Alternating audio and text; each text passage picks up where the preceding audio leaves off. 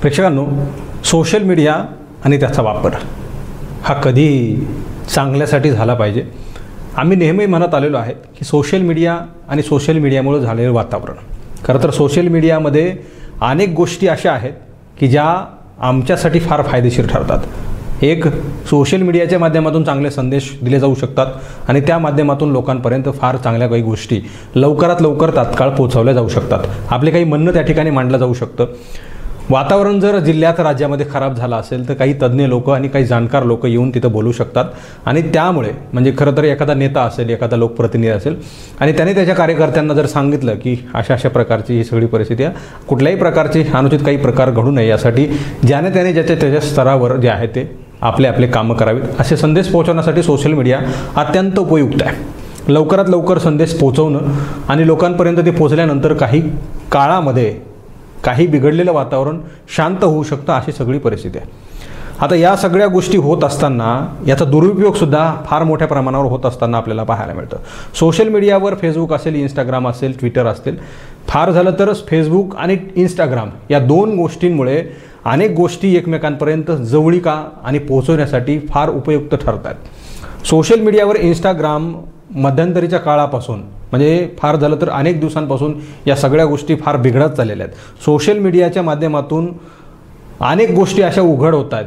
मग ते एकमेकांचे संबंध असणं, मैत्रीपूर्ण संबंध असणं आणि ते संबंध जे आहेत ते काही खाजगीत जाऊन एकमेकांशी मैत्री करणं, या सगळ्या गोष्टींमध्ये अलीकडच्या काळामध्ये फार मोठ्या प्रमाणावर काही गोष्टी वाढल्याचं आपल्याला जाणवतं. इंस्टाग्राम आपण उघडलं आणि म्हणजे आता काय आहे की सोशल मीडियाचे हे प्लॅटफॉर्म्स आहेत ना, हे जे सगळे काही ठिकाणं आहेत ना, इंस्टाग्राम असेल, फेसबुक असेल, तुम्ही आता मोबाईल हातामध्ये घ्या आणि विचार करा की मला ही पोस्ट आता या ठिकाणी पाहायची आहे. फेसबुक असेल, इंस्टाग्राम असेल, यूट्यूब असेल, तर पुढच्या काही मिनिटांमध्ये तो प्लॅटफॉर्म तुम्हाला ती गोष्ट तुमच्या मोबाईलवर उपलब्ध करून देतो आहे. म्हणजे इतका माइंड रीड आमचा जो काही आमच्या बुद्धीमध्ये जे चाललेलं आहे ते पुढच्या काही मिनिटांमध्ये तुम्हाला ज्याचा आणि आमच्या बुद्धीचा काहीही संबंध नसताना ते तुम्हाला पाहायला मिळतं. म्हणजेच की काय, तुमची बुद्धी आणि सध्याच्या माध्यमातून जी अट्रॅक्शन आहे, जे सोशल मीडियाचे जे काही नेटवर्क आहे ते नेटवर्क तुमच्या बुद्धीला कॅच करतं आहे असं म्हणायला काही हरकत नाही. अनेक गोष्टी आहेत जशा तुम्हाला सुद्धा त्या जाणवल्या असतील. तुम्ही पहा, मोबाईलवर एखादी रील आम्ही 2-4 वेळा पाहिली, 30-40 सेकंद एखादा व्हिडिओ आम्ही जर पाहिला तर तो व्हिडिओ आम्हाला पुढच्या काळामध्ये तशाच प्रकारचे व्हिडिओ, त्याच प्रकारची गाणी, त्याच प्रकारचे ॲक्टिंग करणारे व्हिडिओ आम्हाला कमीत कमी 1 दिवस 2 दिवस तरी पाहायला मिळतात. म्हणजे या सगळ्या गोष्टी माइंड रीड करणाऱ्या आहेत. खरं तर तंत्रज्ञान इतकं पुढं गेलं आहे की आता मी इथं शब्दामध्ये त्याला व्यक्त करू शकत नाही. म्हणजे इथून आम्ही चंद्रावर एखादं यान पाठवू शकतो, तिथं काय चाललं या सगळ्या गोष्टी पाहू शकतो. याच्या पलीकडे वेगळं काही सांगायची गरज आहे.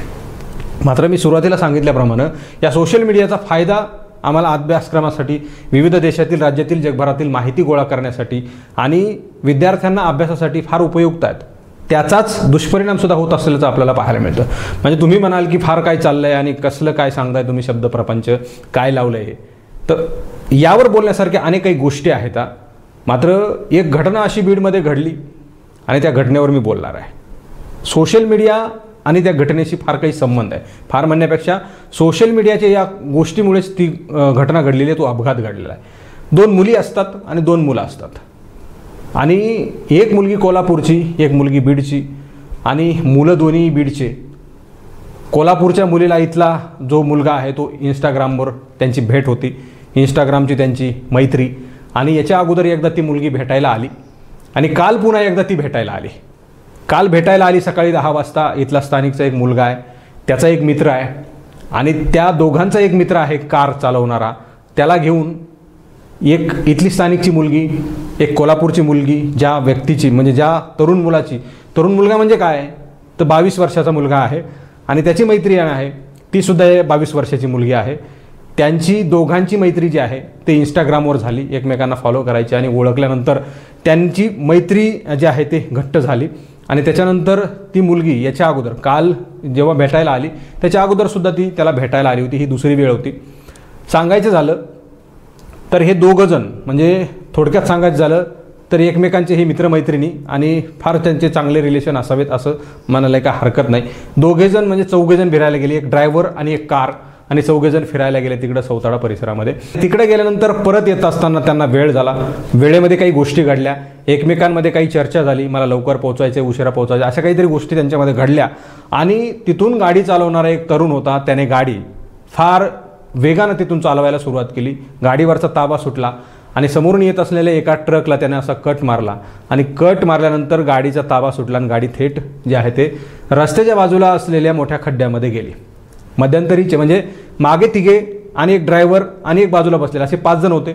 मध्ये बसलेली जी मुलगी होती कोल्हापूरची, त्या मुलीला इंटरनल म्हणजे शरीरामध्ये रक्तप्रवाह झाला, कुठेतरी इजा झाली असावी. गाडी उचलून खाली खड्ड्यामध्ये आपटली, वरती लागलं, तिच्या इथं घशाला लागलं आणि तिची आतमध्ये रक्तप्रवाह झाला तिचा. आणि त्याच्यानंतर तिथल्या स्थानिकच्या लोकांनी जे आहे ते इकडं ॲम्ब्युलन्समधून त्यांना बीडला पाठवलं आणि बीडला पाठवल्यानंतर शासकीय रुग्णालयामध्ये बीडला आल्यानंतर त्यांची तब्येत एकदम खालावली होती. इथल्या नातेवाईकांनी जे आहे ते त्यांना तिकडं रेफर केलं, खाजगी रुग्णालयामध्ये दाखल करण्यात आलं.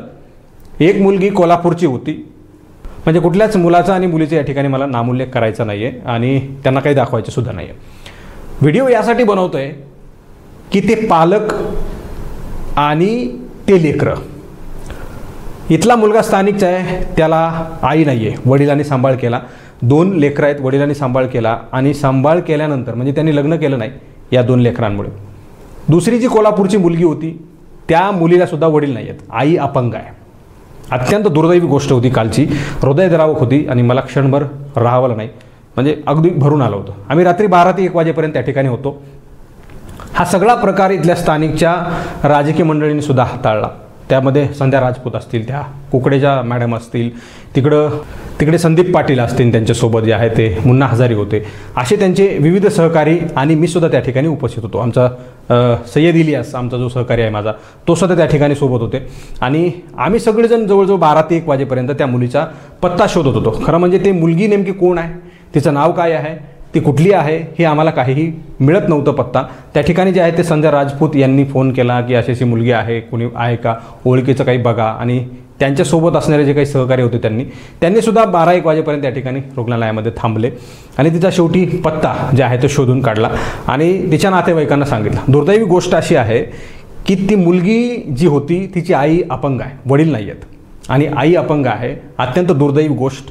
इकडे इंस्टाग्रामवर मित्राची भेट झाली आणि या व्यक्तीनं, ह्या पोरानं तिला इकडं भेटायला बोलवलं. भेटायला आल्यानंतर भेटले, तिकडं बाहेर फिरायला गेले आणि येत असताना अपघात झाला.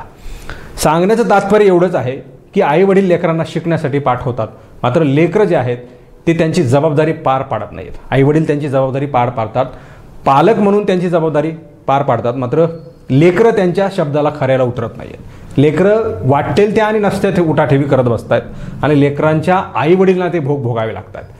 या गोष्टीमधून मला त्यांना दोष द्यायचा नाही आहे, त्या आईवडिलांना.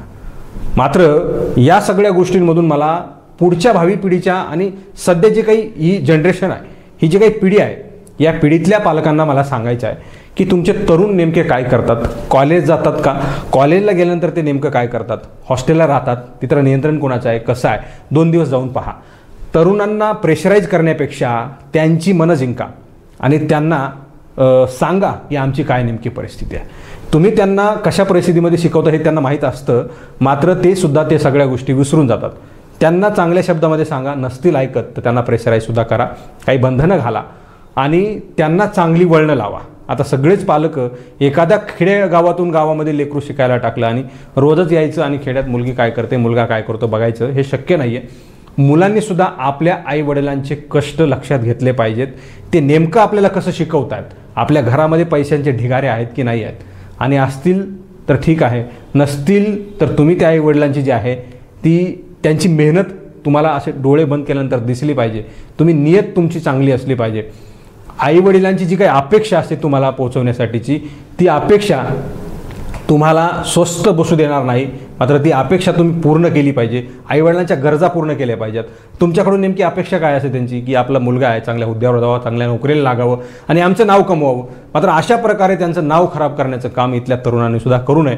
आईवडिलांची जी काही हालाकीची परिस्थिती आहे, त्या हालाकीच्या परिस्थितीमधून ते तुम्हाला शिकवत असतात आणि त्या सगळ्या गोष्टींना तुम्ही फाट्यावर मारत वाटेल ते मनाला येईन ते करता.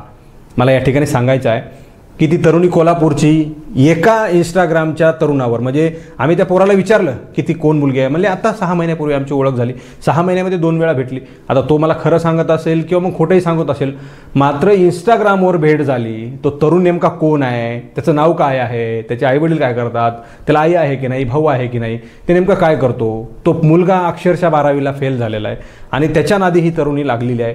कोल्हापूरहून बीडला भेटायला आली, म्हणजे किती हे दुर्दैव आहे.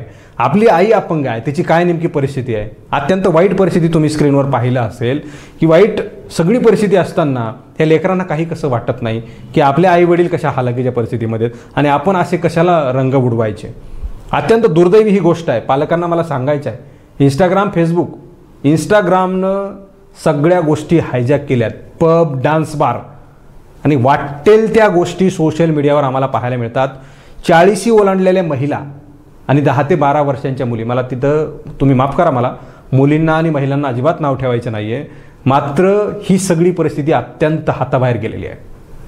सुहागरात कशी आम्ही करायची आणि आम्ही काय केलं होतं असे लोक सांगणारे इंस्टाग्रामवर उपलब्ध आहेत. कोणाला किती काय त्रास झाला सुहागरातीच्या दिवशी, या सगळ्या गोष्टी मला इथं तोंडातून बोलावं वाटत नाही. तो मात्र खुल्यापणानं त्याला पकडून असं बस इथं बघ बोल, असे सगळे कृत्य करणारे सोशल मीडियावर आमचे लोक आहेत पैसे मिळवण्यासाठी. अरे मेहनत करा आणि नंतर पैसे मिळवा, स्किल दाखवा, तुमच्यातली कला दाखवा. अंगप्रदर्शन आणि वात्रट आणि आंबट बोलून तुम्हाला जर प्रेक्षक मिळवतात असतील ना, तर ते तुमचे प्रेक्षक नाही आहेत. तुमच्या बायकोवर लाईन मारणारे ती लोक आहेत, तुमच्या बायकोंचे चाहते ते, तुमच्यावर नाही. आणि तुमच्यावर कुणीही असे पैसे किंवा मग काहीही उडवायला रिकामं नाही आहे. त्यांना काही ना काही तुमच्याकडून अपेक्षा असतात, तुमच्या बायकोकडून अपेक्षा असतात.